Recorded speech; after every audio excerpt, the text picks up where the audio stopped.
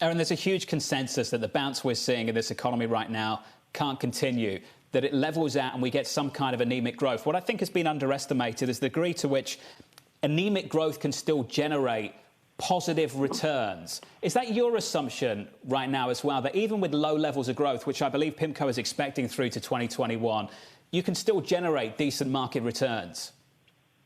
I think it's a great question. I mean, if you think back over the last decade, we've been in an environment globally with anemic growth.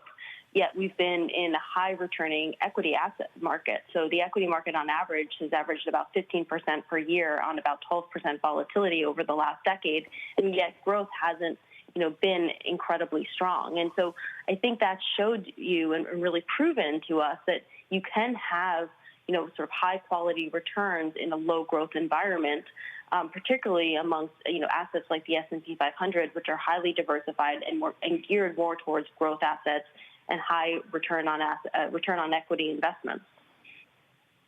That's where the debate is, the style of equities, the sectors you want exposure to in a low-growth world. What we saw in the previous 10 years, of course, Erin, was quite clearly growth equities. In a low-growth world, you pay up for growth. Is it different in any way, shape or form this time around, going through to year-end and into 2021?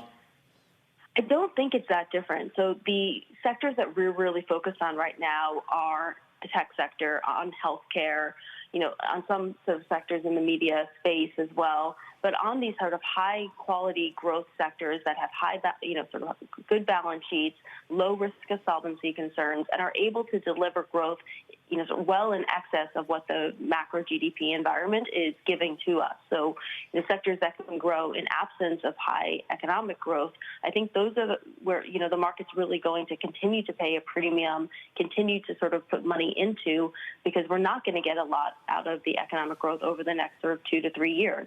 And the U.S., I think, screens really well in that environment because the U.S. in general is, sort of 25% of the index is the tech sector. So I think that that's going to be really where investors are going to continue to funnel money into. Value, I think, is a trickier story right now. In order for value to work, you have to have a reflation sort of environment, and you also have to have an environment where you're getting a lot of economic growth. And so I think you're going to continue to see growth outperform value over the next couple of years.